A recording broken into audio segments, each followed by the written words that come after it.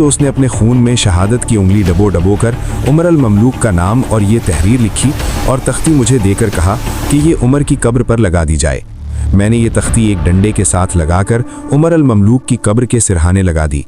नसर अल Mamluk के जख्मों से खून निकलता रहा, बंद नहीं हो रहा था। तीसरे दिन उसकी हालत बिगड़ गई। उसे देखने आया तो जर्राह ने मायूसी का इजहार किया। खुद नसर अल ममलूक को महसूस होने लगा था कि वो जिंदा नहीं रह सकेगा। उसने मुझसे कहा कि उसे वैसी ही एक तख्ती दी जाए। मैंने तख्ती मंगवा दी। उसने तख्ती अपने पास रख ली। रात को मुझे इत्तला मिली कि नसर शहीद हो गया है। मैं गया तो उसके एक जख्मी साथी ने तख्ती मुझे दी और बताया कि नसर ने अपने एक जख्म से पट्टी खोली थी, खून निकल रहा था। उसने अपने खून में उंगली डबो डबो कर ये तहरीर लिखी, नसर अल ममलूक, अल्लाह मेरी शहादत कबूल करे। उसके साथी ने बताया कि नसर ने कहा था कि उसे अपने दोस्त उमर अल ममलूक के पहलू में दफन किया जाए। इस तरह ये दोनों तख्तियाँ एक ही शहीद के खून से लिखी गई हैं। ये दोनों ममलूक थे मोहतरम इमाम।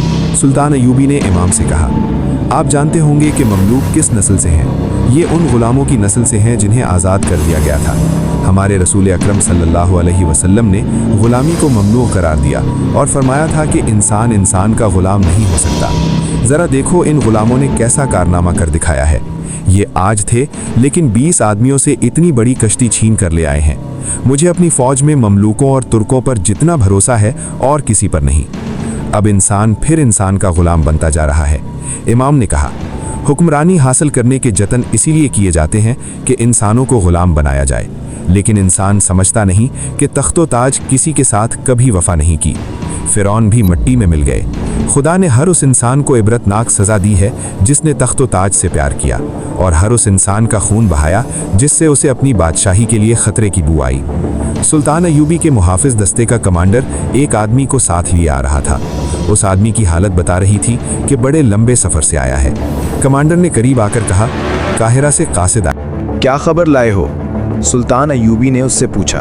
खबर अच्छी नहीं, कासिद ने कहा और कमरबंद से कागज़ निकालकर सुल्तान अयूबी को दिया। सुल्तान अयूबी अपने खेमे को चल पड़ा। खेमे में बैठकर उस पैगाम को खोला तो ये उसके जासूसी और सुराग रसानी के सरबराह अली बिन सुफियान के हाथ का लिखा हुआ था। लिखा था, हमारा सबसे ज़्यादा दीनदार और दिलेर नायब सालार हबीबुल कुद्दूस 10 दिनों से लापता है। सलीबियों की तखरीबकारी ज़ोरों पर है। हम यहाँ ज़ेरे ज़मीन दोज़ख जंग लड़ रहे हैं।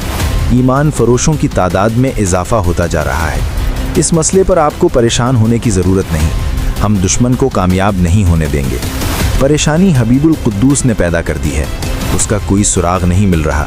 उसका सिर्फ